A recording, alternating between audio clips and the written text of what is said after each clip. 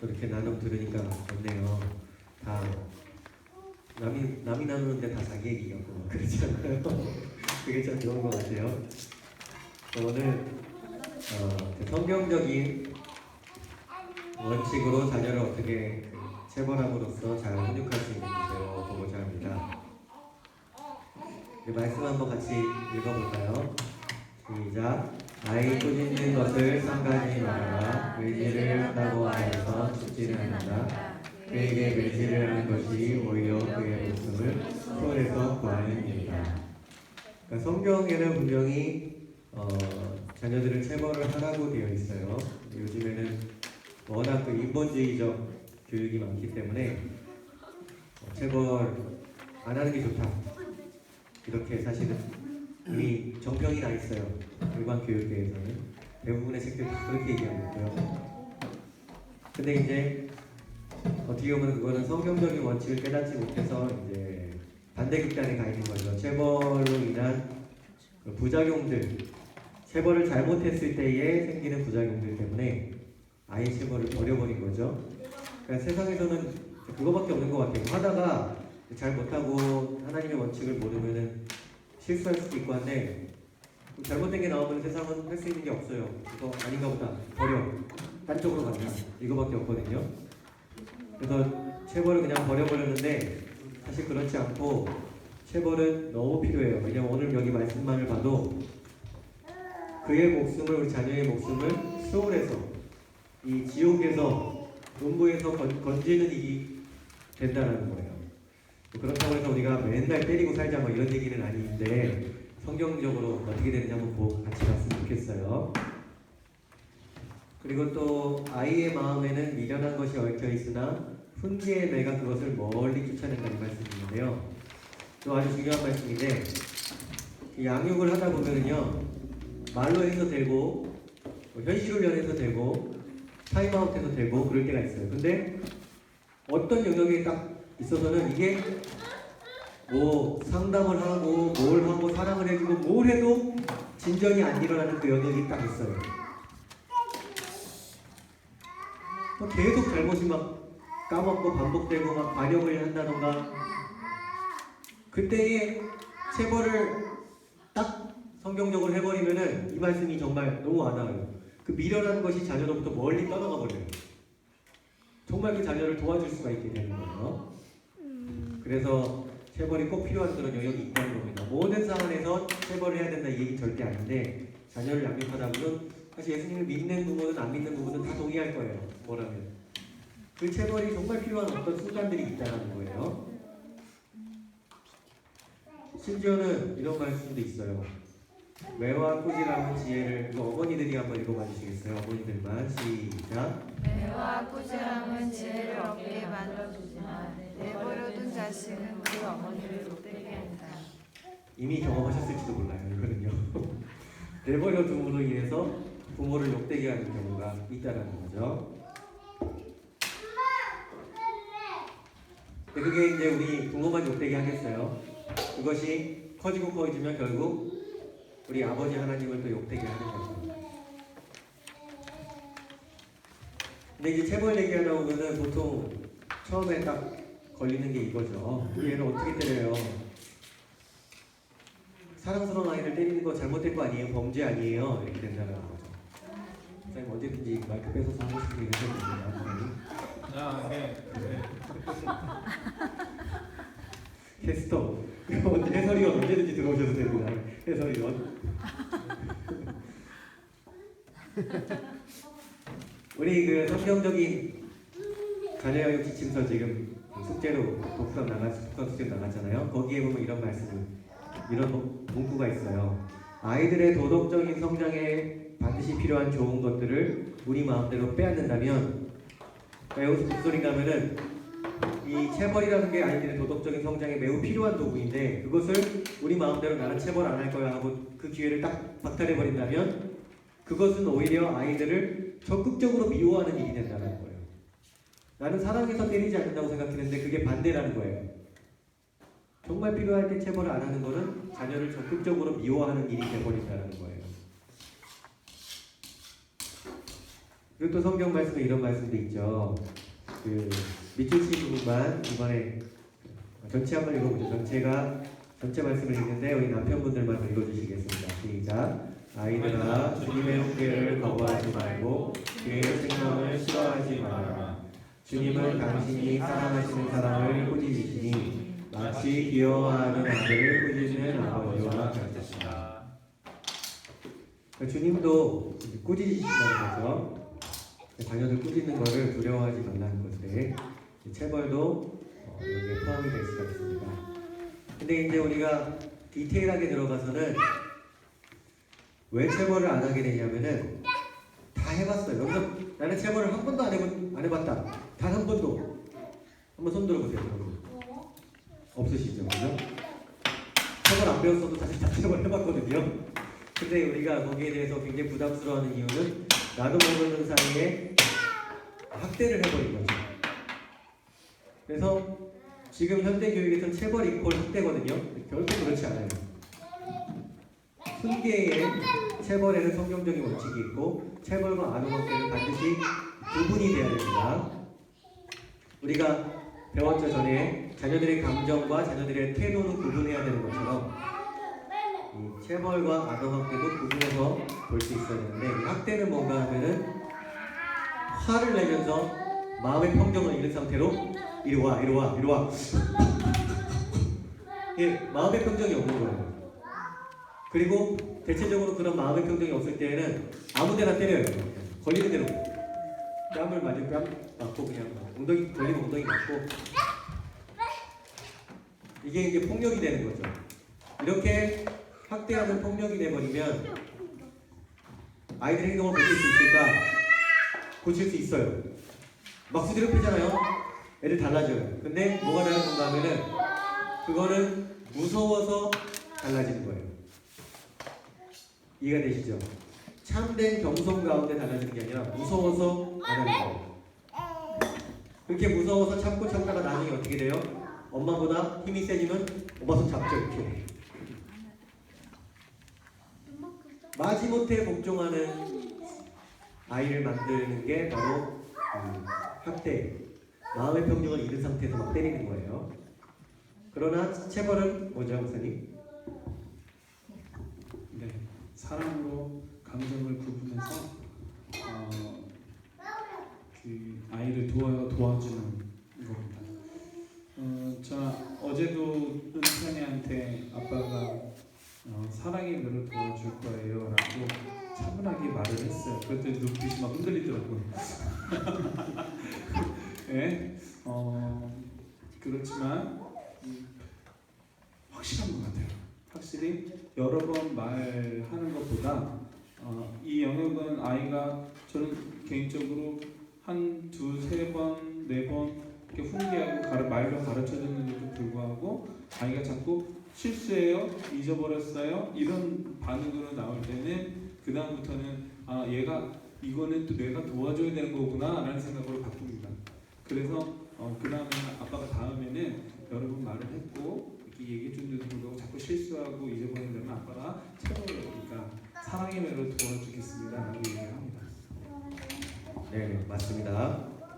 그렇게 사랑의 매로 도와줄 때에 침착하게 감정을 다스리면서 엉덩이 또는 손바닥을 때리는 거예요. 아무데나 막 싸대기 때리고 막 등짝 갈기고 막 이런 게 아니라 정해진 부위를 때리는 겁니다. 그게 이제 체벌이고요. 체벌이 언제 가능한지 연령대 많이 물어보시는데 책마다 조금 다르기는 해요. 근데 이제 대체로 만 2세에서 한 10세 사이 이것이 이제 효과적인 걸로 나와 있고 만 2세가 제가 봤을 때는 좀 보수적으로 잡았을 때 만 2세고요. 저희 도원이가 지금 만 2세가 안 됐거든요. 사실 벌써 체벌을 하고 있거든요. 그러니까 언제 하냐면은 이 체벌을 이해할 수 있을 때가 와요. 아이들이. 그때부터 이제 시작하는 거거든요. 근데 이제 그게 아무리 늦게 잡아도 만 2세가 되면은 체벌을 어느 정도 다 이해하는 애들이 돼요. 물론 아이마다 조금 차이는 있을 수 있겠지만 보수적으로 잡았을 때 만 2세부터 시작할 수가 있고요. 어떤 책에는 또 이런 얘기가 있어요. 36개월 이후에는 체벌하지 말아라 이런 얘기가 있거든요. 근데 그건 무슨 소린가 하면은 어렸을 때부터 체벌을 이렇게 성경적으로 해갖고 아이가 잘 순종하도록 길러내잖아요. 그러면은 나이가 들어가면서 체벌할 일들이 급격하게 줄어들어요. 그래서 어떤 아이들은 뭐 36개월 내지는 길게 잡아도 뭐 초등학교 들어갈 나이가 되면은 체벌할 일이 굉장히 줄어들어요. 사실은 어렸을 때부터 체벌을 하면요. 그러면서 초등학교 때에는 정말 특별한 케이스들 아니고서는 체벌할 일이 별로 없어지는 게 정상이거든요. 그리고 만 10세 우리 나이로 치면 지금 11세, 12세거든요. 그러니까 4학년, 5학년, 6학년 이 정도 됐을 때에는 체벌로 순종을 하게 만드는 일들이 거의 끝나야 돼요. 끝난다는 얘기는 무슨 소리가 하면 이 아이의 삶에 순종이 익어 있어야 된다는 거예요. 자발적인 순종 그런 것들이 나타나야 된다는 거예요. 우리 아이는 벌써 만 10세가 넘었는데 어떡하나요? 이게 아이마다 조금 다르긴 한데 10세가 넘은 경우에는 좀 가능한 굉장히 보수적으로 생각해서 안 하시는 게 좋다. 그렇다고 해서 무조건 안 되느냐? 어떨 때에는 특히 남자애들 같은 자아가 좀 덜 성숙해갖고 그런 게 있을지 모르겠는데 그런 사례들이 있긴 있어요. 드물게 고등학생인데 막 어떤 삶에서 굉장히 무너진 부분이 있고 계속 안 됐었는데 아빠가 작심하고 매를 드는 거예요. 얘가 맞고 나더니 정신을 번쩍 차리면서 아빠 제 마음이 엄청 후련해졌어요. 뭔가 이렇게 짐을 덜은 느낌이 들었다는 거예요. 자기가 매를 훈계를 받고 나서. 네, 그런 케이스들이 있는데 아무튼 10세 이후에는 굉장히 조심스럽다는 거 가능한 안 하면 깨달아 주시면 좋겠습니다. 그 체벌은요 가벼운 회초리로 때리는 거예요. 막 강목 아닙니다. 라프파타 아닙니다. 가벼운 회초리예요. 그래서 뭐 대나무 얇은 거 있잖아요. 그것도 좋고 뭐 이렇게 주걱 큰 주걱 같은 거 이렇게 있잖아요. 매를 하나 집에서 만들어 놓으시고 걸어주세요. 특정한 장소에. 그래서 그걸로만 때리는 거예요. 뭐 자아를 해갖고 하나 준비를 해놓는다는 거 다 좋은데 아무튼 매가 잡히는 걸로 하는 게 아니라 뭐가 하나 있어야 돼요. 그걸로 때리는 겁니다. 저희 집 같은 경우는 엄마 매가 따로 있고 아빠 매가 따로 있어요. 네. 근데 뭐 괜찮은 것 같아요. 매는 그냥 엄마가 처음에 제가 체벌할 때는 엄마가 저에게 모든 걸 맡기고 안 하려고 했었는데 이제 엄마가 할 때 엄마도 체벌을 하는구나 하니까 조금 많이 더 달라지는 것 같습니다. 근데 저 개인적인 생각으로 체벌을 예전에는 사실 체벌을 한다면서 사실 학대를 했거든요. 거의 애들이 그 매를 맞을 때 느껴지는 도살장에 끌려가는 눈망울이었어요. 그 주한이도 은찬이도 거의 똑바로 서서 그 체벌을 받을 수 없을 정도로 너무 아파가지고 이게 그 뭐랄까요 어디 불안해서 제대로 돌아보거나 손을 막 이렇게 잡거나 손이 진짜 부러질 정도. 근데 반대로 어떻게든 한 번은 막 진짜 다리로 막 무게 쌓아가지고 아주 바닥에다가 깔아가지고 때리는 것도 있거든요. 하도 왜냐면 손을 잡고 손이 다치니까 부러질 것 같으니까 오늘 무조건은 맞을 거야 이러면서 하고 때린 적도 있어요. 근데 그 이후에 이제 교육을 받고 나서 집에 가서 체벌을 좀 바꿨어요.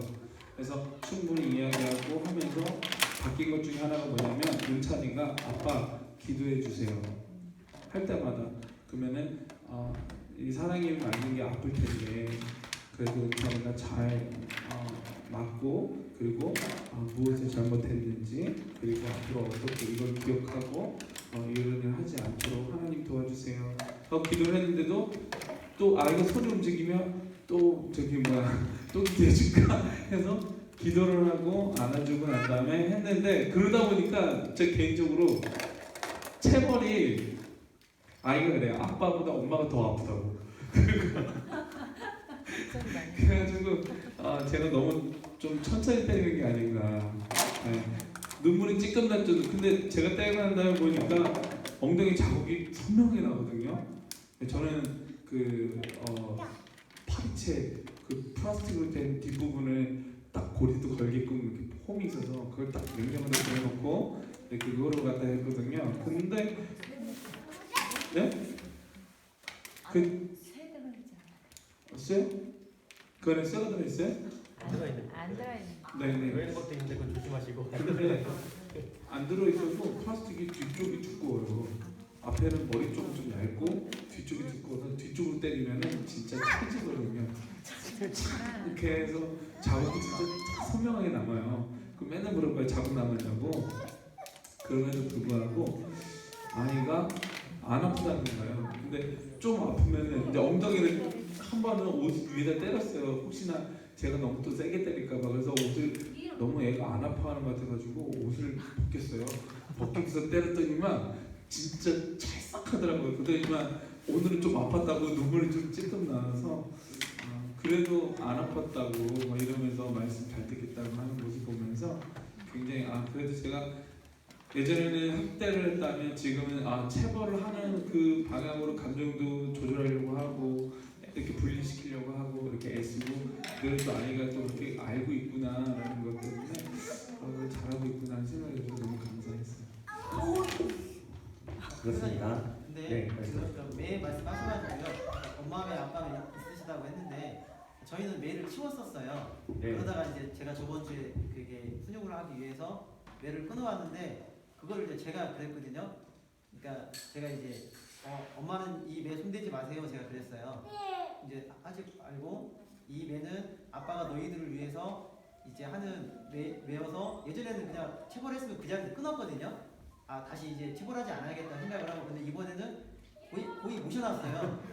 위에다가 그 책꽂이 위에다가 딱 보이진 않아요. 딱 올려놓고 너희들이 이제 도움이 필요할 때 아빠가 이거 가지고서 할 거다. 근데 이제 제가 드리려고 하는 말씀이 엄마매 아빠매 있다고 했는데 그 매를 제가 우선 아이들한테 아빠만 너희들 할 때 이렇게 사용한다고 이렇게 얘기를 했거든요.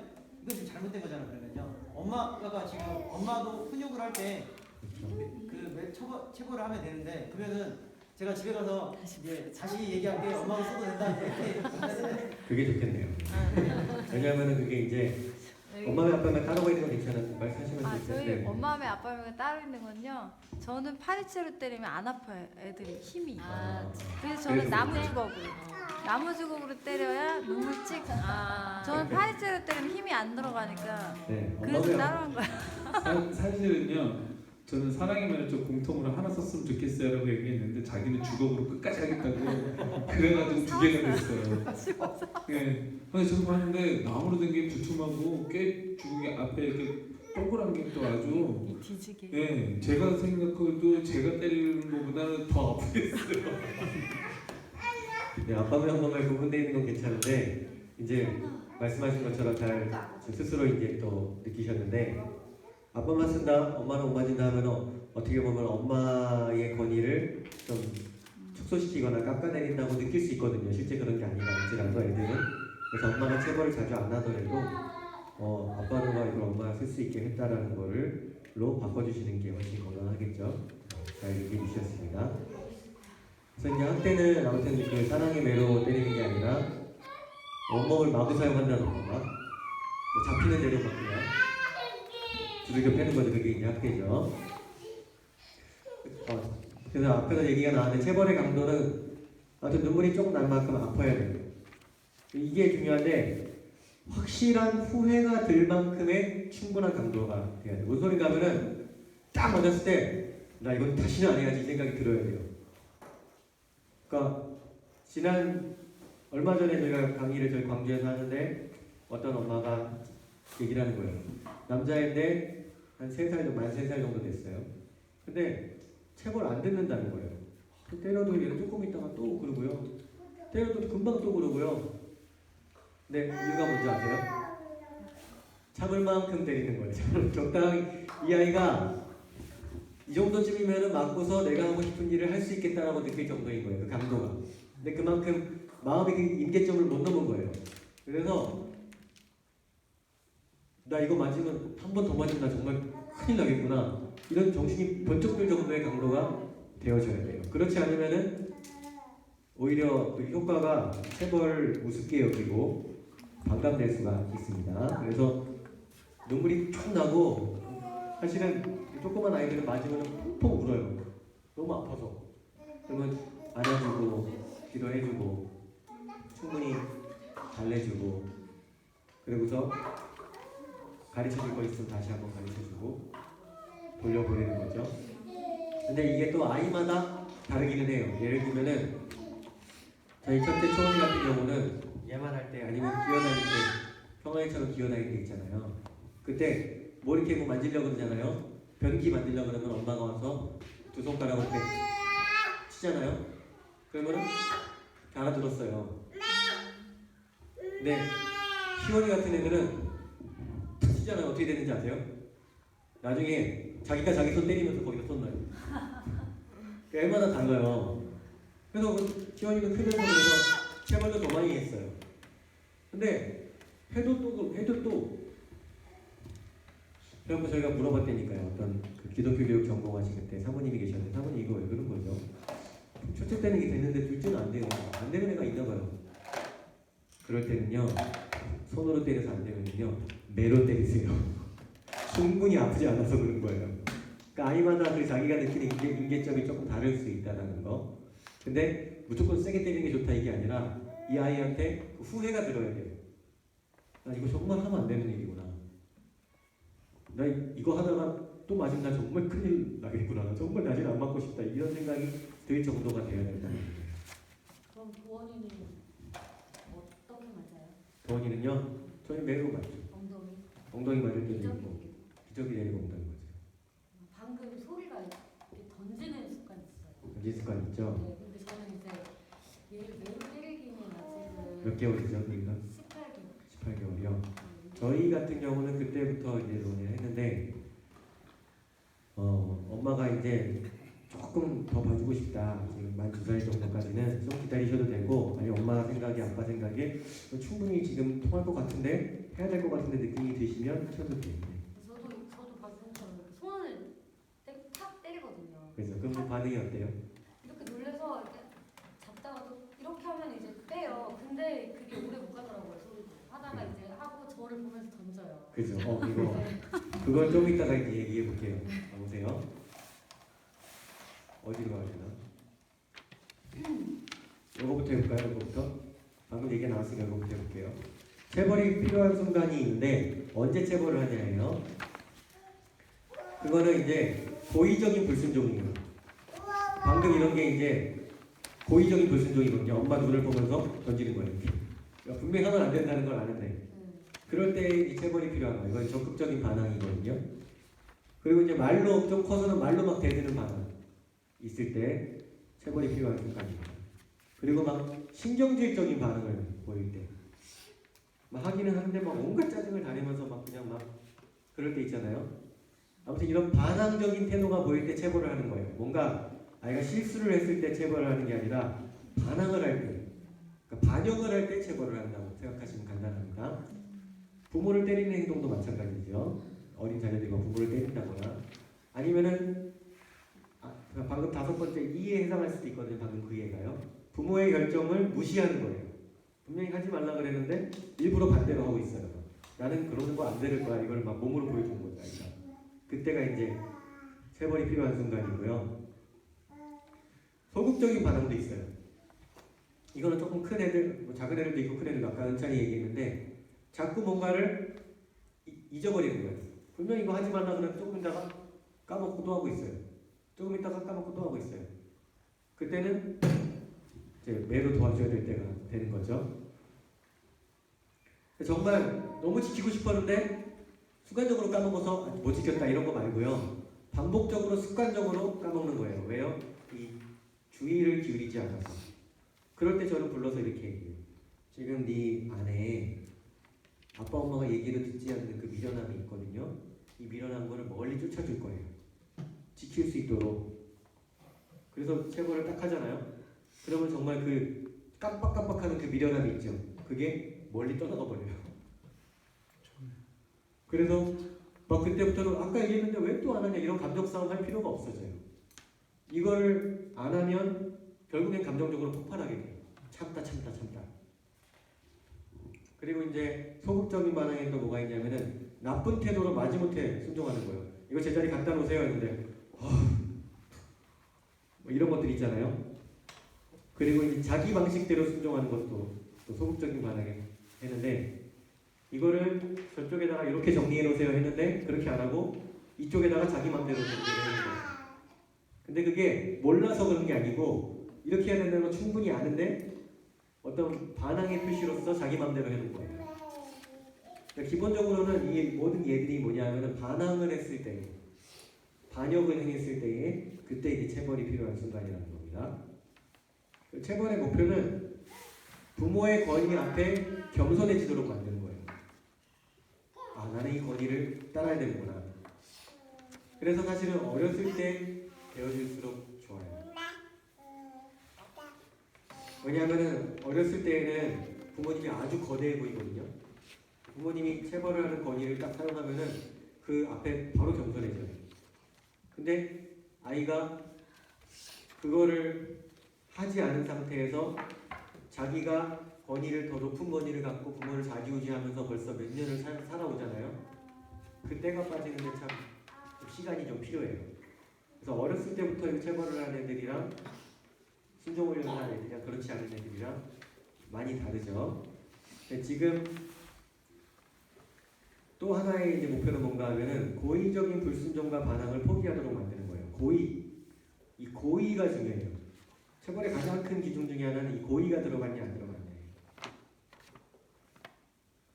모르고 실수한 거는 절대 체벌하지 않습니다. 그리고 자기 행동에 대한 마땅한 대가를 받아들이게 하는 거예요. 현실훈련도 그런 거지만은 체벌도 어떤 잘못한 것에 대해서 징계를 받음으로써 네가 잘못했으니까 아빠가 때리는 거야 이게 아니에요. 잘못한 것에 대한 벌을 네가 받는 거야. 이게 이제 체벌의 원칙입니다. 이해가 되시죠? 잘못해서 엄마 아빠가 때리는 게 아닙니다. 네가 잘못한 것에 대한 징계를 네 스스로 맛보게 되는 거야. 이렇게 되는 겁니다. 왜냐하면 우리가 그걸로 체벌을 다스리지 않으면 결국에는 이 아이가 시간이 지나서 하나님으로부터 더 큰 징계를 맛보게 돼요. 어차피 맛보게 돼요. 그걸 우리가 조기에 가벼운 것으로 매한 대로 끝내주는 것이에요. 어떤 면에서는요. 그 체벌은요, 이 계획된 사랑의 행위다. 이게 참 정말 멋진 말인 것 같아요. 체벌은요, 계획된 사랑의 행위예요. 그리고 중요한 거이고, 체벌은 잘못의 초기에 이루어져야 돼요. 무슨 소린가 하면은 참다 때리는 거는 반드시 학대가 돼요. 한 번, 두 번 내지 세 번째 됐을 때에 부모가 평정심을 유지하고 있을 때에 그때 체벌이 들어가야지 건강한 체벌이 됩니다. 그렇게 체벌을 하면은 체벌이 굉장히 생산적이 돼요. 근데 그렇게 되지 않고 아이가 반항하도록 하지 말라 그랬지. 하지 마. 한 번만 가만 안 있는다 진짜. 일로 와. 이렇게 감정적으로 돼버리면은 반드시 학대가 되게 돼 있어요. 여러분이나 저나. 그 전에 체벌이 되어줘야 된다는 거예요. 그러니까 분노를 터뜨리는 게 학대니까 분노 터뜨리기 전에 하시고 또 그렇게 분노를 터뜨리고 머리끝까지 낮은 상태에서 매가 들어지게 되면 결국엔 상처를 입히게 되고 자녀들의 자존감을 무너뜨리게 됩니다. 그렇게 학대하고 나면은 부모와 자녀가 멀어지죠. 근데 놀랍게도 체벌을 성경적으로 하면은 부모 자녀가 더 가까워진다는 거예요. 아빠 제가 맞았더니요 속이 후련해요 이제는요. 그건 뭔 소린가 하면은 체벌을 건강하게 한 거예요. 생산적인 행동이 된 거예요. 아빠랑 자녀가 더 가까워져요. 엄마랑 자녀가 더 가까워져요. 경험하실 수 있습니다. 목사님 경험하셨죠? 네.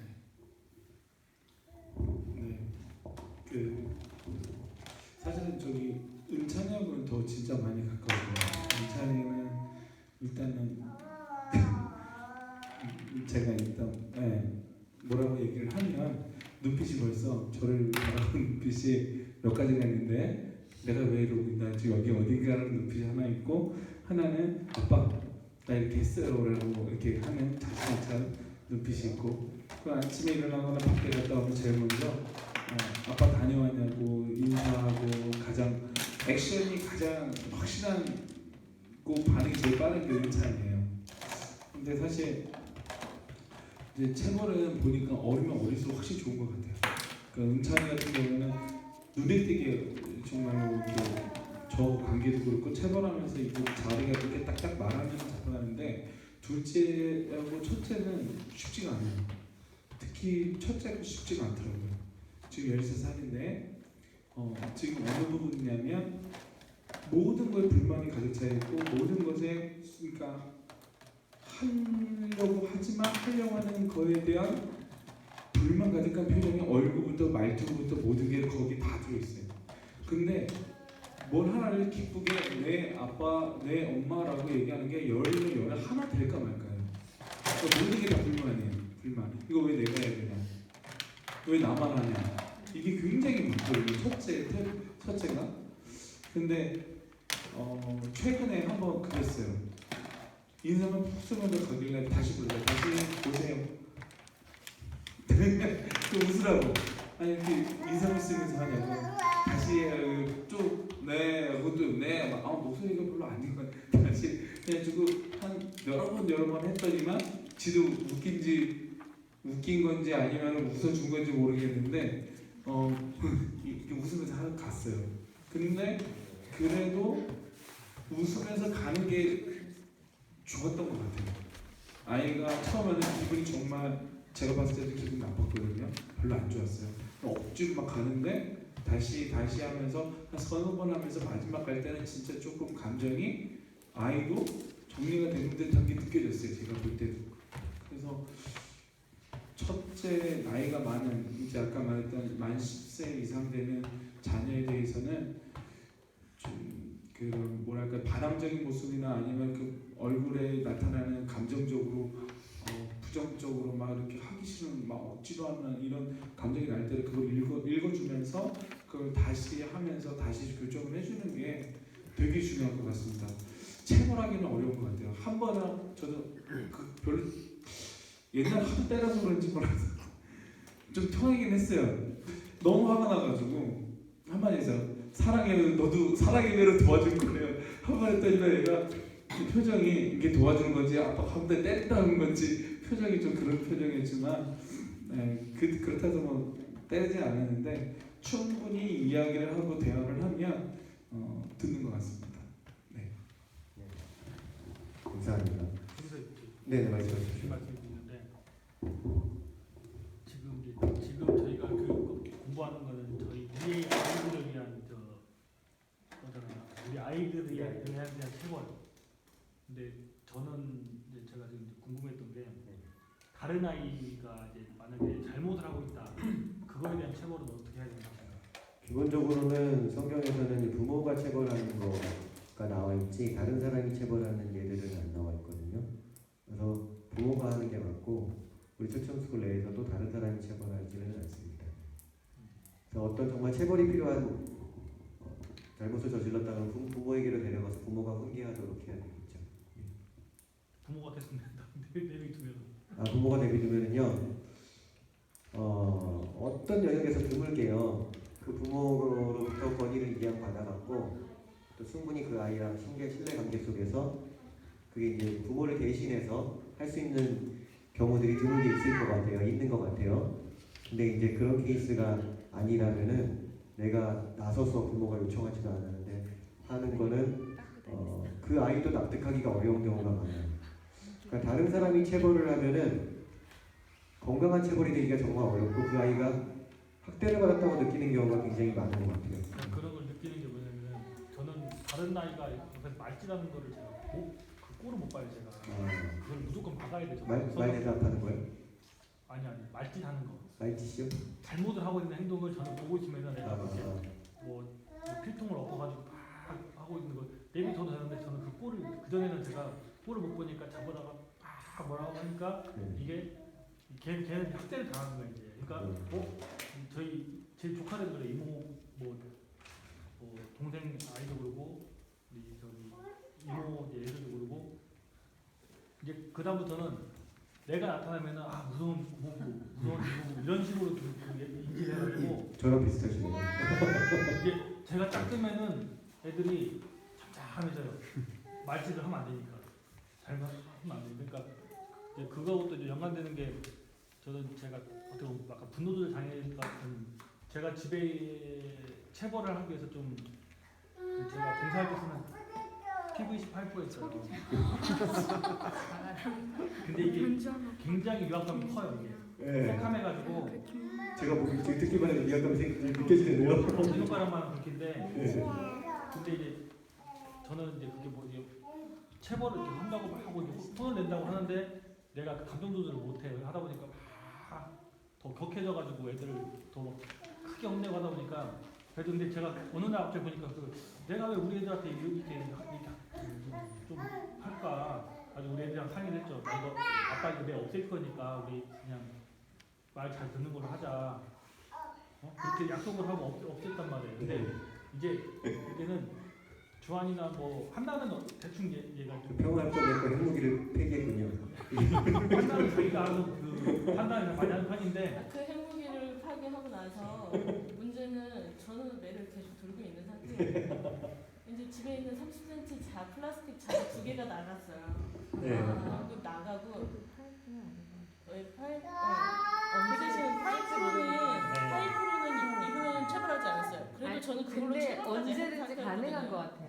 저희 남편도 골프채를 들더라고요. 그렇게 화를 안 내는 사람도 이거 화가 나니까 저희 찬이찬주가 말렸어요. 형아 맞을 때. 형아 살렸다고. 흉기 아주 그냥 그러니까 그런 건 아예 매로 쓸만한 건 아예 집에 두면 안 돼요. 그런 의미에서도 매가 있는 게 좋은 것 같아요. 네. 그래야지 그걸로 하지. 요즘에니까 제가 그 매를 없앤 뒤로부터는 아빠가 혼을 낼 것 같다 싶으면 애들이 알아서 정리해요 그냥. 아 그래요. 근데 문제가 역효과가 뭐냐면은 엄마가 얘기하면은 막 먹히지 않아. 그러니까 요즘에 보면은 부쩍 홈스쿨 하면서 엄마가 집에서 언성 높이는 시간이 좀 많아진 것 같아요. 그럴 수 있어요 또. 네. 네. 그래서 지금 이 체벌에 대해서 체벌이 필요하다라고 이렇게 결론이 지어지니까 야 이게 근데 저는 이거 조절하기 힘들 것 같아서. 이게 힘들어. 지금 그 상태에서 가고 계시다면은 아무도 안 하시는 것도 괜찮아요. 근데 이제 두 분이 좀 이렇게 대화를 나눠보시면서 좀 같은 기준을 좀 맞추는 것도 좀 필요할 것 같고 이게 놀랍게도 거기 우리 김영평 선생님뿐만 아니라 저도 그렇고 목사님도 그렇고 이 강의를 듣고 이걸 알기 전에는 다 감정 조절이 안 된다고 생각했어요 우리가요. 나는 이게 좀 분노 장애가 있나 보다. 분노 조절 장애가. 근데 꼭 그렇지만은 않아요. 몰라서 그런 건데 이거를 알고 훈련하면은요 감정을 다스린 상황에서 충분히 또 되거든요.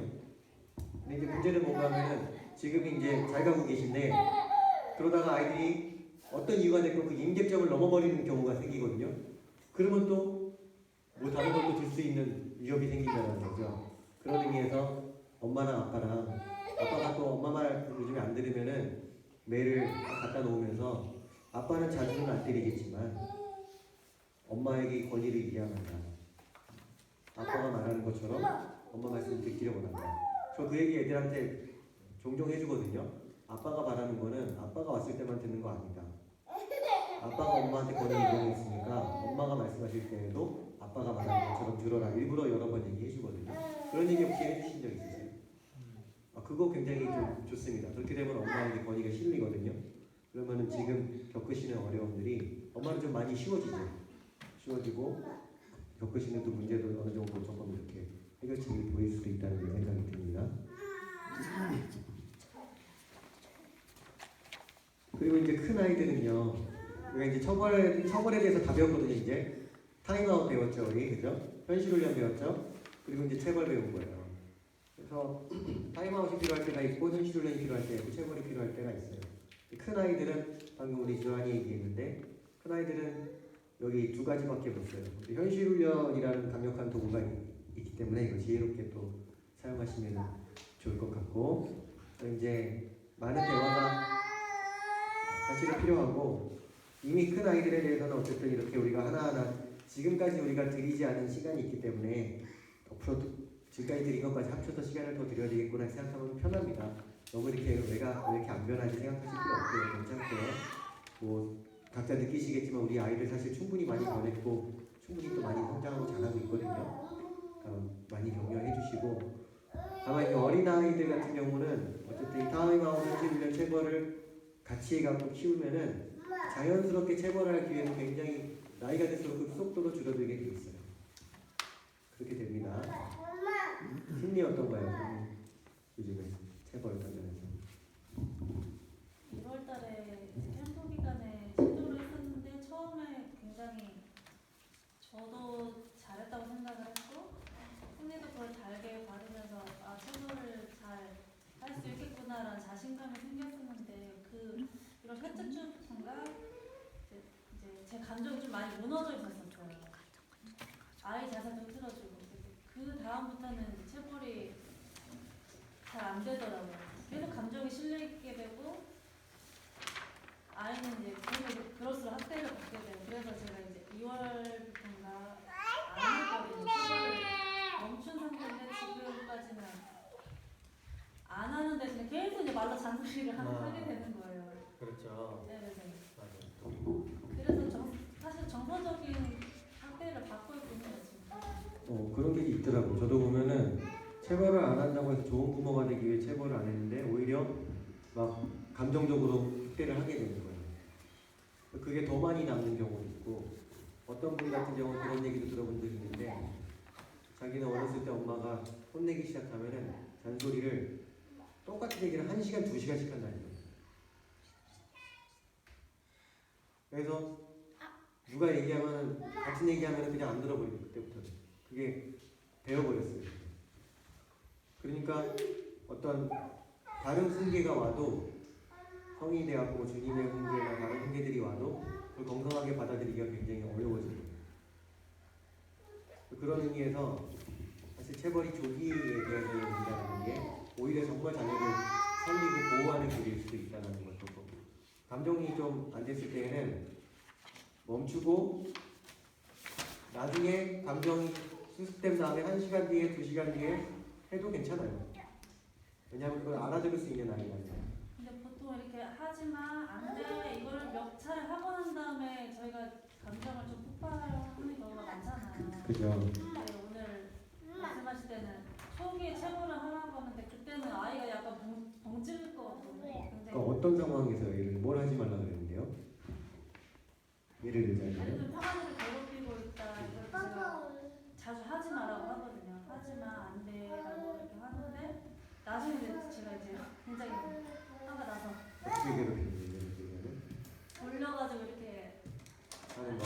레슬링을 아무튼 해요. 집에서 레슬링을 하는데 아이는 이제 처음에는 너무 순진무구한 얼굴로 하고 있다가 나중에는 이제 자기도 힘드니까 힘들다는 표시를 계속 하거든요. 근데 그러니까 이게 예를 들면 그거라고 쳐요. 그러면 승기를 불러다가 승기야 이제 평소에 너 이거 하잖아 이렇게 얘기하는 거 그거는 엄마가 이미 여러 번 했기 때문에 한 번이라도 더 하면은 엉덩이 맞을 거예요. 아빠랑 얘기해갖고 그걸 이거 정했다고 쳐요. 이렇게요. 아빠랑 같이 같은 기준으로. 그러면 그 다음부터는 하루에 3번 참아주라는 얘기가 아니거든요. 그거에 대해서 분명히 하지 말라고 했는데 얘가 지금 자꾸 승리의 경우에는 이런 경우인데 그 충분히 주의를 기울이지 않아서 까먹는 거예요. 이게 이제 적극적인 반항이기도 하고 소극적인 반항이기도 하고 그런데 때로는 알면서도 하고 때로는 충분히 주의를 기울이지 않아서 까먹어서 그냥 자기가 좋아서 막 그냥 하기도 하고 매로 다스려야 돼요. 따끔하게 혼내주고 하지 말라 그러는데 또 한다 그러면은 한 대로 안 되면 2대 때려야 돼요. 하루에 이렇게 막 수십 차례가 되고 그거를 체벌을 수십 차례가 됐다는 얘기는 첫 번째 맞을 때 충분히 세게 안 때린 거예요. 정말 나 이거 맞으면 죽을 수도 있겠다 이 생각이 들어야 돼요. A 입장에서요. A 입장. 진짜 그렇게 죽을 정도로 때리라는 게 아니라 A 입장에서요. 10번 반복된다는 거는 강도의 문제가 있었을 가능성이 굉장히 많아요. 그렇게 세게 안 때리시죠. 처음에는 세게 때렸는데 갈수록 이게 힘이 안 들어가요. 그렇죠. 그래서 그 영역이 사실은 있는데 아주 사실은 조심히 되는 부분이긴 한데 그래서 맞는 케이스가 뭐 이것도 맞고 저것도 맞고 막 그렇게 너무 많은 건 처음에는 그렇고 예를 들면 평안이 괴롭히는 것도 하나 갖고만 시작하는 거죠. 그래갖고 그 아이한테 이거는 내가 안 들으면 난 맞는구나 이거는 무조건 내가 지켜야 되는 거지라는 게 하나라도 생기면 그 다음에 또 다른 하나 무조건 지키는 걸 만드는 거는 수월해요. 근데 이 삶에서 어떤 거가 됐건 결국에는 내가 하다 보면은 대충 매를 맞더라도 결국엔 내 맘대로 다 할 수 있지라는 패턴으로 가버리면은 순종훈련이 안 되어지는 거죠. 그러니까 하나만 잡는다고 생각하셔도 돼요. 됐습니다. 우리 동력 선생님도 이 강의 또 들으시겠죠? 네. 같이 하죠. 저는 현실 훈련에서 네.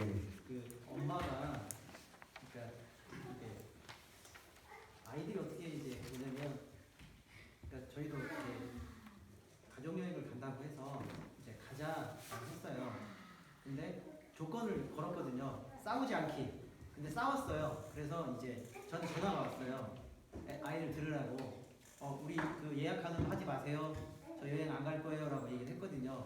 그래서 이제 제가 대답한 건 아이들은 모르지만 어쨌든 저는 알았다고 하고 이제 그런 다음에 아이들은 이제 그 싸웠기 때문에 가정여행을 못 가는 거 이제 알고 있거든요. 그러고 있다가 하루 지나고 이틀 이제 지난 다음에 이제 가고 싶은 거죠. 이제 그래서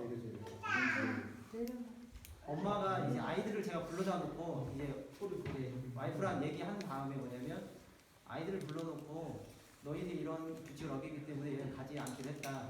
하지만 아빠가 지금 엄마랑 충분히 지금 얘기를 해서 너희들이 다시 기회를 주려고 한다. 그래서 그러면 이제 가족여행 가겠다라고 해서 번복을 하게 된 거잖아요. 이거는 이제 이런 상황은 어떻게 되는 거예요? 이거는 잘못. 충분히 있을 수 있는 상황인데 가능하면 그런 상황을 만들지 않으면 좋죠. 그러니까 처음에 안 갈 거야라는 카드를 이제 너무 쉽게 쓰면은 안 되고 그 카드를 썼다면은 가능하면 그 카드를 끝까지 유지하도록 하는 게 제일 좋습니다. 근데 이제 어쨌든 어떤 이가 됐건 번복을 아빠가 건의를 하셨기 때문에 충분히 있을 수 있는 일이긴 한데 그런 일이 너무 자주 벌어지면은 아이들이 나중에 어떻게 되겠어요? 어떤 현실 훈련이 오든지 네네네. 네, 이거는 언제든지 뒤집어질 수 있으니까 그렇게 되겠죠, 그죠? 그러니까 아주 가끔씩 충분히 있을 수 있는 일인데 가능하면 그러다가 네. 이게 예준이 너는 이 여행을 가기 위해서 어느 정도 하닉스 이렇게 하는 부분까지 해놓고 소율이 하이도 그 부분까지 해놓고 그러면 그 기회를 준다고 또 조건을. 네. 우리가 이렇게 싸웠지만 엄마가 취소를 했다. 근데 아빠한테 다시 아빠하고 상의해봐가지고 니네가 그 대신 이 기간 동안 얼마큼 이렇게 완수했으면은 다시 엄마 아빠 얘기를 하고. 그거는 이제 좋은데 현실 훈련만 놓고 생각하신다면은 그 인과관계가 끝까지 맞아 들어가면 더 좋아요. 싸워서 취소했다. 그러면 너희가 이 기간 동안 좋은 관계를 보여주고 너희 가운데 갈등이 없다면 그것도 했었어. 다시 회복을 시켜주겠다. 조건은 싸웠기 때문에 싸우지 않으면 그렇죠. 계약을 하겠다라고 해가지고. 네, 그렇죠. 그렇게 했어요. 잘하죠. 근데 이제 저는 어쨌든 인과관계를 만들지언정 네. 처음에 이제 엄마가 얘기했던 부분을 제가 다시 이제 번복을 했는데 아이들한테는 아빠가 엄마하고 다시 얘기하면서 엄마가 좀 양보해줬다. 그렇게 해서 이제 네, 충분히 있을 수 있는 일이죠. 네. 저도 이제 끝나면서 이참에 그냥 확실히 갔었어야 되는데라는 약간의 그럴 그런 수도 있을 생각들이 것 같아요. 좀 네. 들어서 확실히 갔다면 다음번의 효과는 더 좋았겠죠, 아마, 그죠? 근데 이제 어쨌든 그런 일이 있을 수 있습니다. 아빠의 권위로 하는 거니까요. 뭐 현실 훈련 자체가 절대적인 가치는 아닙니다. 네. 감사합니다. 또 그런 일을 가르쳐 주셔서. 자, 우리 시험하면서 유의할 점은 가능한 손대신, 회초리를 꼭 사용하시고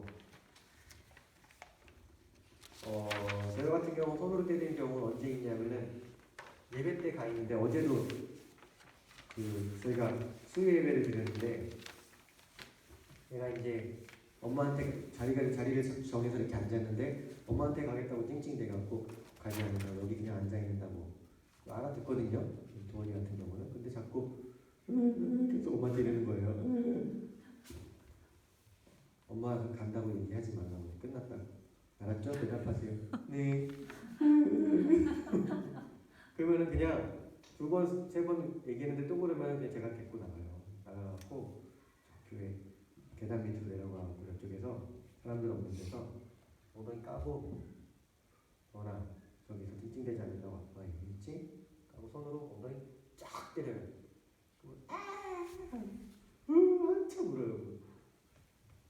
예배 때는 이렇게 아빠가 하라는 대로 모자리에 앉아있는 거지 가서 앉아있을 거죠? 하고서 물 닦고 위로하고 데리고 올라가서 딱 앉혀놓으면은 하고 앉아있어요. 예배 때 뭐 도구가 없어갖고 이 조그만 애들은 그냥 그렇게 할 때가 있거든요. 바로. 근데 거의 없어요. 그런 경우 제외하고는 거의 다 회초리로 합니다. 그리고 이제 체벌은 주로 집 밖에서는 거의 또 하지 않아요. 저희 같은 경우는 예배 때 이런 거 말고는 체벌 당해야 될 일이 있어도 설명하고 집에 가서 이 일은 아빠 엄마가 다루겠다. 가정 안에서 체벌을 하지요. 공공장소에서는 특별히 남들 보는 데서는 하지 않습니다. 그리고 이제 형제들끼리 보는 데서도 안 하는 게 사실은 더 좋아요. 따로 데리고 들어가고 그 방에서 아빠나 엄마나 이렇게 관계 속에서 뭐 볼 수도 있기는 한데 안 보는 게 서로 정서상 건강에 좋더라고요. 그런 부분이 있습니다. 그리고 또 주의할 점은 회초리를 협박하지 않는 거예요. 딱 들고서 한 번만 더 하면 맞는다. 한 번만 더 하면 맞는다 하기 전에 그냥 때리세요. 들었으면 그냥 때리세요. 이걸로 협박하는 거는 그렇게 효과가 별로 없거든요. 위협당한다고 생각하는 거죠. 말 그대로 협박당하는 것 자체가 진짜 이렇게 인격적인 대우가 아니거든요. 사실은요. 협박이요. 그렇기 때문에 그렇습니다. 그리고 실수에 대해서는 체벌하지 않고요. 체벌할 때 이렇게 무시무시한 표정을 짓는 게 좋으냐, 웃는 게 좋으냐, 다 좋은데요. 침착한 표정을 지으면 좋아요. 침착하고도 미소를 띌 수 있어요, 살짝. 아니면은 진짜 침착하면서도 엄격한 표정을 지을 수도 있어요. 근데 막 이렇게 분노를 쏟아내고 막 이런 표정은 어떻게 되냐면은 되게 감정이 폭발해서 애들을 때리잖아요. 끝나고 나서 애들을 불러서 물어봐요. 너 아까 왜 맞았니? 물어보면 뭐라 그러는지 아세요? 엄마가 화나서 때렸어요. 이렇게 대답해요. 자기가 뭘 잘못했는지가 생각이 안 나요. 그냥 아빠가 나한테 분풀이했구나 이런 느낌인 거예요. 근데 그런 학대가 아니라 정상적인 체벌이 되어지면은 아이들이 제가 뭘 잘못해갖고요. 다음부터는 이걸 안 해야 되겠어요. 그걸 숙지를 하게 됩니다. 그리고 지나치게 많은 횟수로 체벌하지 않는 거요. 아무리 많이 가도 5대면 충분해요. 제가 보기에는. 보통 한 대로 끝나요. 그냥. 한 대로 끝날 만큼 충분히 강도가 가야 되고요. 한 대 맞았는데 그거를 맞자마자 또 다른 행동을 했다. 그러면은 같은 강도로 또는 더 센 강도로 2대를 때려요.